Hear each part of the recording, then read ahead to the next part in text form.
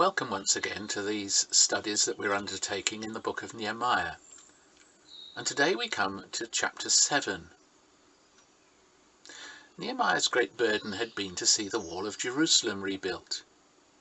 But like any other spiritual man or woman, he did not rest content when his vision was realized, as it was in chapter 6. He recognized that a truly spiritual work must always be progressing, never idle. Thus he set about the next task of ensuring that the people of God were properly prepared and organized for their role as the renewed people of God. And we see this in the first 6 verses. There's nothing spiritual about chaos. Accordingly, Nehemiah set about ensuring that they were an organized and united body. The remainder of the chapter is a copy of Ezra chapter 2, and many modern readers find lists of names uninteresting and tend to skip over them. This is a mistake. None of the lists are recorded without an important purpose, and this is true here. God had predicted that only a remnant would return from the judgment of the exile, and this is clearly demonstrated here. Of the original 24 priestly families, only 4 came back, as we see in verses 39 to 42, and yet they still outnumbered the once more numerous Levites, as verse 43 demonstrates. Indeed, only 42,000 people returned from a people once numbered in millions.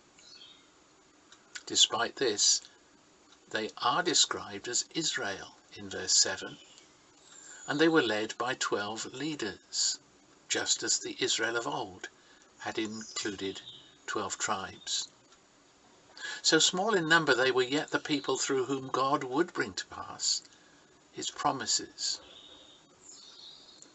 On their return, the greatest priority was to establish their purity, and this in fact is the main point of the whole chapter, as we see in verses 64 and 65.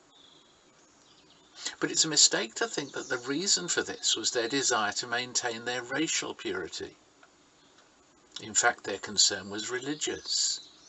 They sought to ensure that only those who really were the people of God were united together. Anything else was a recipe for disaster. They also sought to establish a true community, a people whose various God-given responsibilities and skills were woven together in such a way as to bring glory to God.